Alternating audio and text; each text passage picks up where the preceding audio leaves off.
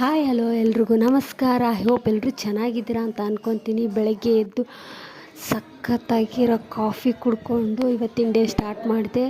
ಇವತ್ತಿಗೆ ತಿಂಡಿಗೆ ರೊಟ್ಟೆ ಮಾಡಿದ್ದೆ. ಪಾಪು ಫಸ್ಟ್ ಉಣಿಸ್ಬೇಕಲ್ವ, ಉಣಿಸ್ತಾ ಇದ್ದೆ. ಅವನು ತುಂಬ ಅಂದರೆ ತುಂಬ ಇತ್ತೀಚೆಗೆ ತರಲೆ ಆಗಿಬಿಟ್ಟಿದ್ದಾನೆ.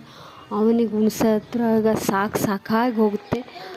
ಅವನಿಗೆ ಊಟ ಮಾಡಿಸಿ ಇನ್ನು ಮಲಗೋ ಟೈಮು, ಅವ್ನು ಮಲಗಿಸ್ಬೇಕಂತ ಮೇಲೆ ಕರ್ಕೊಂಡೋಗಿ ಮಲಗಿಸಿದೆ.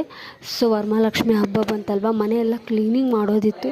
ಸೊ ಎನರ್ಜಿ ಬೇಕಲ್ವ, ಹಾಗಾಗಿ ರೊಟ್ಟೆ ಮಾಡಿದ್ನಲ್ವ, ರೊಟ್ಟೆ, ಬೆಂಡೆಕಾಯಿ ಪಲ್ಯ, ಕರ್ದಿದ್ದ ಮೆಣ್ಸಿನ್ಕಾಯಿ, ವಾವ್ ಸೂಪರಾಗಿತ್ತು ಊಟ.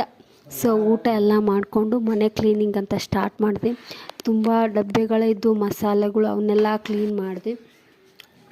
ಹಾಗೆ ಮಳೆ ತುಂಬ ಬರ್ತಾಯಿತ್ತು. ಸೊ ಹಾಗಾಗಿ ಟೆರೆಸ್ ಮೇಲೆ ಬಟ್ಟೆ ವಾಶ್ ಮಾಡಿದೆ. ಅಲಸಂದಿಗೆ ಹುಳ ಹತ್ತಿದ್ವು ಆಯಿತಾ, ಅವನ್ನೆಲ್ಲ ಕ್ಲೀನ್ ಮಾಡಿ ತೊಳೆದಾಕಿ